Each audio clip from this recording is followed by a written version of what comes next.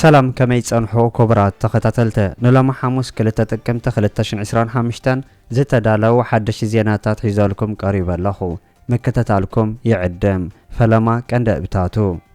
አቶ ጌታቸው ረዳን ሓደ ካብ ፖለቲከኛታት ኤርትራ ፍሉጥ ዝኾነ አምባሳደር አንደ ብርሃን ብዛዕባ መቀራብ ወገ ኢትዮጵያን ኤርትራን ዝምልከት ዝሃቦ መግለጽን ቀዳም ሰር ኢትዮጵያ አብይ አህመድ ትማል ዘሐለፎ መጠንቀቅታ ዝምልከትን ግዚያዊ ምሕዳር ክልል ትግራይ ብዛዕባ ትማል ኣብ ዓፋር ዘጋጠመ ጎንጽ ዝምልከት ዝሃቦ መግለጽን ኤርትራ ምስ ኢትዮጵያ ሳልሳይ አካል ሽምግልና ከም ዘይተቀበል ከም ዝሐበረትን ኤርትራ ኣብ አፍሪካ ቀዳመይቲ ከም ዝወጸትን አማንጎ ኤርትራን ኢትዮጵያን ዘጋጠም ኩናት ኣብ አፍ ደገ አዲስ አበባ ክኸውን ከም ዝኽእል ከም ዝተገለጸን ኣብ ክልል አምሓራ ናይ ቤተክርስቲያን መስገር ብምፍራሱ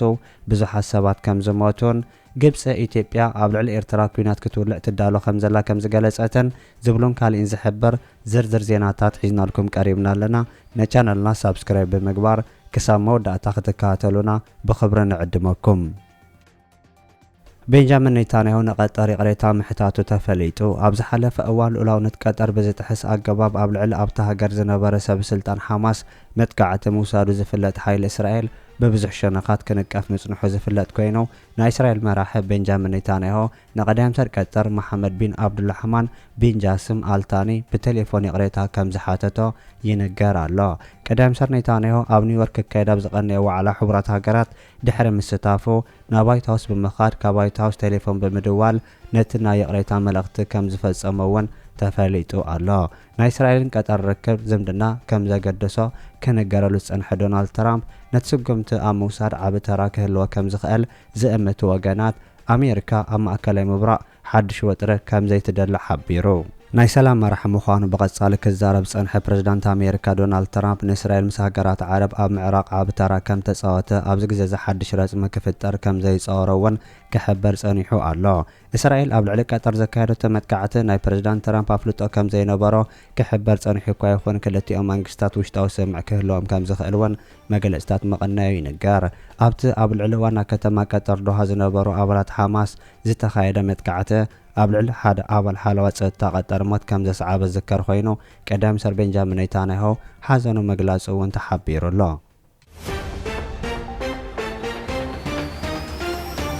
ኣብ ክልል አምሓራ ናይ ቤተክርስቲያን መስገረ ብምፍራሱ 37 ከም ዝሞቱ ተሓቢሩ ኣብ ክልል አምሓራ ምንጃር ሸንኮራ ኣብ ዝበሃል ከባቢ ሰሜን ሸዋ ናይ ቤተክርስቲያን መስገረ ብምፍራሱ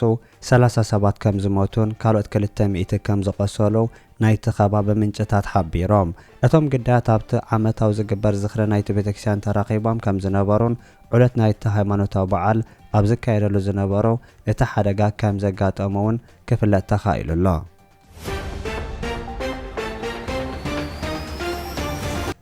ኤርትራ ኣብ አፍሪካ ቀዳመይቲ ምዃና ደጊማ አረጋጊጻ ኣብ ዓውደ ቅድድም ብሽክለታ ኤርትራ ካብ አፍሪካ ቀዳመይቲ ኮይና ምርቋሓ ጸብጻባት ስፖርት ክሕብሩን ከለው ብደረጃ ዓለም ኣብ መበል 20 ተሰሪዓ ከም ዘላ እውን ተሓቢሩ ብደረጃ አፍሪካ ኣብ ካልኣይን ሳልሳይን ተሰሪዐን ዘለዋ ደቡብ አፍሪካን አልጀሪያን ክኾናን ከለዋ ብደረጃ ዓለም ካብ ናይ ኤርትራ ተርታ ሪሕቆም ኣብ መበል 31 ከም እውን 34 ተሰሪዐን ከም ዘለዋ ተፈሊጡ ኣሎ ኣብ ውድድር ብሽክለታ ኣብ አፍሪካ ዛጊድ መዳርኽቲ ዘይረኸበት ኤርትራ ኣብ ናይ ዓለም ሻምፒዮን እውን ኣብ ዝለዓለ 30 ተቀዳደምቲ ብምእታው ብመንገዲ ኣማኑኤል ገብረ እግዚአብሔር ቦታኣ ከም ዘውሐሰት ብተወሳኺ ይሕበር ብደረጃ ዓለም ኣብ ቅድሚት ስራዕ ቤልጅየም ክትከውን ከላ ስሎቫንያ ጣልያን እውን ኣብ ቅድሚት ይስዕባ ከም ዘለዋ እውን ካብ ኤስአይ ዝወጽእ ሓበሬታ ይገልጽ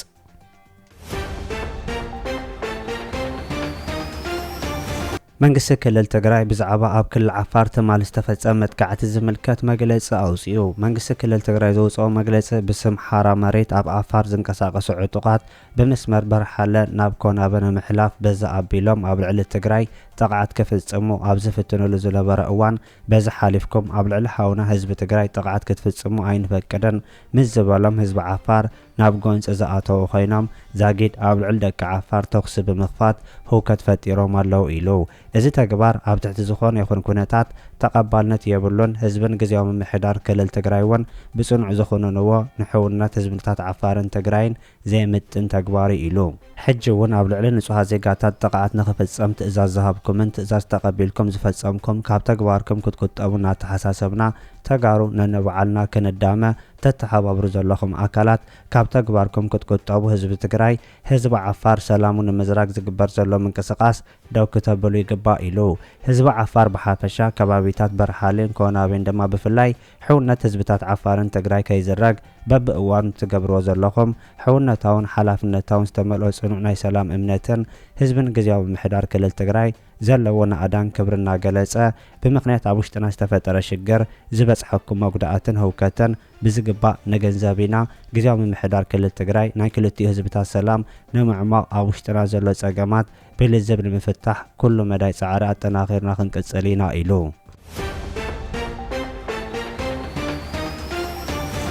ግብፂ ኢትዮጵያ ኣብ ልዕሊ ኤርትራ ኩናት ክትውልዕ ትዳሎ ከም ዘላ ገሊጹ ወኪል ግብፂ ኣብ ሕብራት ሃገራት ኣብ መንጎ ሃገሩን ኢትዮጵያን ተኸሲቱ ንዘሎ ወጥሪ ኣመልኪቱ ኣብ ዝሃቦ መግለፂ ኢትዮጵያ ኣብ ልዕሊ ኤርትራ ኩናት ክትከፍት ትዳሎ ከም ዘላ ገሊጹ እቲ ናይ ግብፂ ወኪል ኣብ መንጎ ግብፅን ኢትዮጵያን ንዘሎ ወጥረን ጠንቅታቱን ኣመልኪቱ ኣብ ዘስምዖ መደረ ግብፂ ኩናት ክትውልዕ ዝኾነ ተበግሶ ከም ዘይብላ ምግላጹን ንናይ ኢትዮጵያ መንግስቲ ከም ጠንቀኛ ከም ዝገለጾ እውን ተፈሊጡ ኣሎ ናይ መንግስቲ ኢትዮጵያ ምስ ኩለን ጎራብታ ሃገራት ኩናት ንምእዋጅ ዝነቐለ ምዃኑ ዝሓበረት ወኪል ኣብ ጥሪ 2024 ምስ ርእሰ ምምሕዳር ሶማሌላንድ ዝኸተሞ ናይ መዘከር ስምዕ ንሶማልያ ናብ ኩናት ዝስሕብ ምንባሩ ከምኡ እውን ሕሕድ ኩናት ሱዳን ንምጓሃር ንናይ RSF ሓይልታት ብምሕጋዝ ክሰርሕ ምጽንሑ ከሲሱ ኢትዮጵያ ኣብ ልዕሊ ኤርትራ ቀጻሊ ኩናት ከም ትእውጅ ዝሓበረት በዓል ስልጣን ናይ ዝሓለፈ ኩናት ከይኣክል ኣብ ዝግዘዘ ብጉዳይ ኣፍ ደገ ባሕረ ኣብ ልዕሊ ኤርትራ ኩናት ንምኽፋት ትበጋገስ ከም ዘላ ገሊጹሎ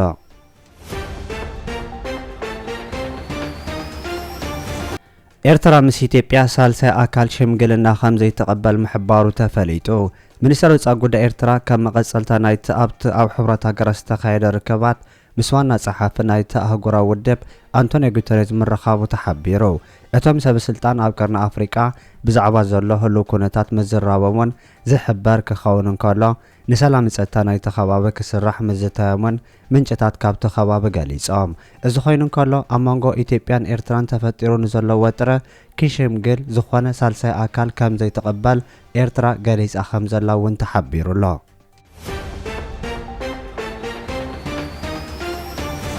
ኣብ መንጎ ኤርትራን ኢትዮጵያን ዘጋጥም ኩናት ኣብ ኣፍ ደገ ኣዲስ ኣበባ ክኸውን ከም ዝኽእል ተሓቢሩ ናይ ክልል ትግራይ ፕሬዝዳንት ዝነበረ ኣቶ ጌታቸው ረዳ ኣብ መንጎ ኤርትራን ኢትዮጵያን ከጋጥም ዝኽእል ኩናት ኣብቲ ምስ ክልል ኣምሓራ ዘዳወብ ወገን ኣብ ኣፍ ደገ ኣዲስ ኣበባ ክኸውን ብዙሕ ተኽእሎ ከም ዘሎ ሓቢሩ እቲ ፕሬዝዳንት ግዝያዊ ምምሕዳር ክልል ትግራይ ዝነበረን ኣብዚ ሕጂ እዋን ኣማኻሪ ቀዳማይ ሚኒስትር ኢትዮጵያ ዝኾነ ኣቶ ጌታቸው ረዳ ምስ ግሎባል ፓወር ሽፍትስ ኣብ ዘካየዶ ቃለ ምሕተት ኣብ ትግራይ ዘሎ ሓይሊ ጌጋ ቀማር ይገብር ከም ዘሎ ዝሓበረ ኮይኑ ኣጠማምታው ክቕይር ተማሓጺኑሎ ምስ ናይ ኤርትራ መንግስቲ ርክብ ብምስራት ካብ ፌደራል መንግስቲ ክመጽኦ ንዝኽእል መጥቃዕቲ ክከላኸልን ዝሕልን ሓይሊ ኣብ ትግራይ ከም ዘሎ ኣዝዩ ከም ዝሕዘኖ ዝሓበረ ኣቶ ጌታቸው ረዳ ናይ ኤርትራ ሓይልታት ካብ ኣብይ ኣሕመድ ንዝመጽእ ኩናት ኣብ ኣፍ ደገ ኣዲስ ኣበባ ክኸውን ካልኦት ወገናት ይሰርሑ ከም ዘለውን ምንጭታት ይገልጹ ኤርትራ ወተሃደራዊ ይኹን ቴክኖሎጂካዊ ዓቕሚ የብላን ክብል ዝተዛረበ ኣቶ ጌታቸው ረዳ ብኡ ምኽንያት መንግስቲ ኤርትራ ነቲ ኩናት ኣብ ናይ ትግራይ ክልል ወይ እውን ኣብ ናይ ኣምሓራ ክልል ከካይዶ ይጽዕር ከም ዘሎ ሓቢሩሎ ናይ ትግራይ መራሕቲ ዓያሹን ኩነታት ዓለም ብግቡእ ዘይርድኡ ምዃኑ ዝሓበረ ኣቶ ጌታቸው ረዳ እቶም ኣብ ትግራይ ስልጣን ሒዞም ዘለዉ ናይ ሕወሓት ሓይልታት ምስ ፌደራል መንግስቲ ብምዃን ኣብ ምትኻእ ስምምዕ ፕሪቶርያ ክሰርሑ ከም ዝግባእ ብምግላጽ ምስ ኤርትራ ዘርእይዎ ዘለዉ ምትሕባር ካብ ሞት ከድሕኖም ከም ዘይኮና ነጺሩ ሓይልታት ትግራይ ምስ ቀታሊኦም መንግስቲ ኤርትራ ተማሓዚዮም ካብ ቀዳማይ ሚኒስትር ኢትዮጵያ ኣብይ ኣሕመድ ክመጽኦም ንዝኽእል መጥቃዕቲ ክምክቱ ምሕላኖም ካብ ኣፍንጫኦም ኣርሒቖም ከም ዘይሓስቡ ዘመልክት ምዃኑ እዚ ኸ ዓቢ ገጋ ከም ዝኾነ ኣቶ ጌታቸው ረዳ ተዛሪቡ ትግራይ ኣካል ኢትዮጵያ ብምዃና ጥራይ ምስ ካልእ ሃገር ተሻሪካ ተፍጽሞ ዝኾነ ስጉምቲ ኣንጻር ረብሓ ምዃኑ ዝነገረ ፕሬዝዳንት ክልል ነበር እቲ ኣብ ትግራይ ዘሎ ሓይሊ ካብ ክልተ ሸይጣውንቲ ምረጽ እኳ እንተዝበሃል ነየናይ ክመርጽ ከም ዝግብኦ ክፈልጥ ከም ዝነበሩ ኣፍሊጡ ኣብ ጉዳይ ኣፍ ደገ ባሕሪ እውን መግለጺ ዝሃበት መራሒ ትግራይ ነበር 130 ሚልዮን ዝኸውን በዝሒ ሰብ ብዘይ ኣፍ ደገ ባሕሪ ክነበር ይኽእል ኢልካ ምሕሳብ ጌጋ ምዃኑ ብምሕባር ናይ ኤርትራ መንግስቲ ክሓስበሉ ከም ዝግባእ እውን ነጊሩ ኣሎ ኢትዮጵያ ኣፍ ደገ ባሕሪ ንምርካብ ኩለ ሜዳዊ ጻዕርታት ከተካይድ ግድን ምዃኑ ዝገለጸ ኣማኻሪ ቀዳማይ ሚኒስትር ኢትዮጵያ ኣብይ ኣሕመድ ዝኾነ ኣቶ ጌታቸው ረዳ መንግስቲ ኤርትራ ብዘይ ቀድመ ኩነት ህዝብን መንግስትን ኢትዮጵያ ከም ማልእ ከም ዝግባኣን ኣምሳያ እውን ሓባራዊ ምትሕጋዝ ከካይድ ከም ዝኽእል እውን ጠቒሱ እዚ ከምዚ ኢሉ እንከሎ ድማ ኩናት ንስርዓት አብይ አሕመድ መጀመርታ ናይ መወዳእታ አው ክኸውን ይኽእል ክብል አምባሳደር ዓንደ ብርሃን ተዛሪቡ። ነዚ ንብዙሓት ዘጨነቕ ዘሎ ምቅራብ ወገ ኢትዮጵያን ኤርትራን ዝምልከት መደበር ዜና ቢቢሲ ምስ አምባሳደር ኤርትራ ኣብ ሕብረት ኤውሮጳን ካልኦት ሃገራትን ዝነበረ ዓንደ ብርሃን ወልደ ጊዮርጊስ ቃለ መሕተት ዘካየደ ኮይኑ አምባሳደር ዓንደ ብርሃን ኣብዚ እዋን እዚ ላዕለዋይ አማኻሪ መስርሕ ሰላም የመን ኮይኑ ዝሰርሕ ዘሎ ኤርትራዊ ምሁር እዩ።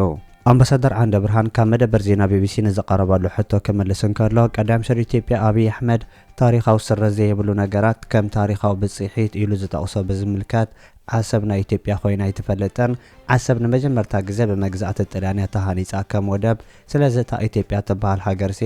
ዓሰብ ይውን ነይረ ዝብል ታሪክ ጭብጢ ዘይብሉ ኢሉ። እዚ ኣብ መንጎ ኢትዮጵያን ኤርትራን ተፈጢሩ ዘሎ ምትፍናን ድሕሪ ናብ ምቅራብ ውግእ ምስካሩ ብዙሓት ስጋኣቶም ይገልጹ ዘለዉ ኮይኖም ብዙሓት ፖለቲከኛን ተንተንቲ ነዚ ኩነታት ዘለዎም ስጋኣት ክዛረቡ ይስምዑ። ሓደ ካብ ፖለቲከኛታት ኤርትራ ዝኾነ አምባሳደር ዓንደ ብርሃን እውን ነዚ ምልከቱ ሰፊሕ መግለፂ ሂቡ ዘሎ። እቲ አምባሳደር ምስ መደበር ዜና ቢቢሲ ኣብ ዝገበሮ ቃለ ምሕተት ኩናት ንስርዓት አብይ አሕመድ መጀመርታ ናይ መወዳእታ አው ክኸውን ይኽእል ክብል ክዛረብ እንከሎ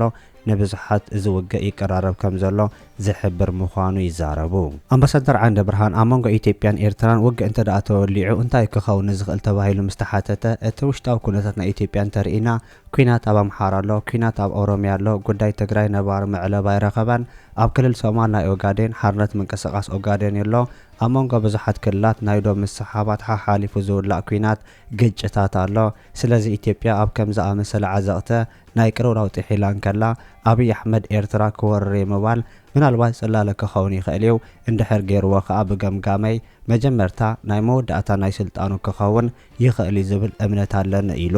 ብኻልእ ዜና ድማ ቀዳም ሰር ኢትዮጵያ አብይ አሕመድ ንጸላእቲ ዝበሎም አጠንቂቑ። አብይ አሕመድ ትማሊ ምሸት ኣብ ክልል ሶማል ዝካየድ ዘሎ ልምዓታዊ ምንቅስቃስ ኣብ ዝተዓዘበሉ መግለፂ ዝሃበ ኮይኑ ንሕና ንፍጽሞ ዘለና ልምዓታት ንምዕንቃፍ ዝጽዕሩ ዘለዉ ኣካላት ተጠንቀቑ፣ እዛ ሃገር ሰብ ኣለዋ ኢሉ።